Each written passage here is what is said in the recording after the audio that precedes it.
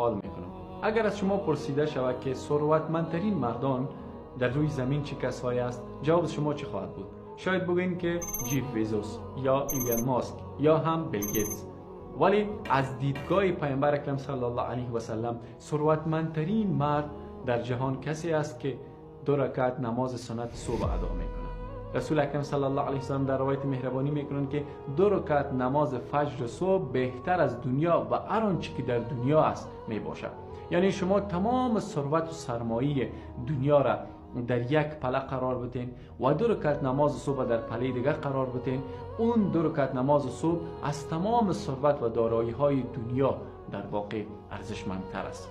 شاید ما به این چیز فکر نکرده باشیم، ولی رسول اکرم صلی الله علیه و سلم به این 2 رکعت نماز صبح به حد و به اندازه اهتمام و توجه داشتند. ولی ما هر روز این ثروت و هنگفته بدون کدام دلیل و بدون کدام عذر از دست میدیم.